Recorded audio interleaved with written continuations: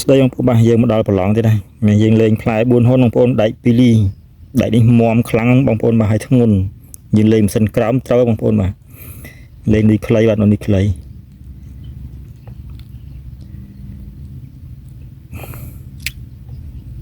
នេះខ្លីខំភងប៉ោងសំណាញ់មកដល់នេះបងប្អូនអែមបងប្អូនអែមបាទផ្លែ4ហ៊ុនហ្នឹងអែមបងប្អូនបាទຂະຫນាតល្មមលេងជាងកុំយកទូចពេកបងប្អូនបាទកាលណាទូចពេកអត់ងាយលាស់ស្នាប់ទេស្នាប់វាគៀកបាទស្នាប់វាគៀក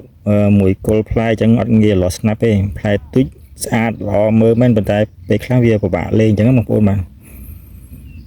យើងពិបាកព្រោះយើងលេងយើងប្រើស្នាប់យើងអត់គឺស្ទូចទេបងប្អូនបាទយើងពិបាកអញ្ចឹងកុំយកទូចពេកត្រឹម4ហ៊ុនហ្នឹងហ្មងបងប្អូនបាទនេះមួយប៉ុណ្ណឹងឲ្យផ្លែប៉ុណ្ណឹងត្រូវហើយបងប្អូនបាទអានេះຂະຫນាតគីឡូក៏ត្រូវដែរនេះຂະຫນាតគីឡូបាទ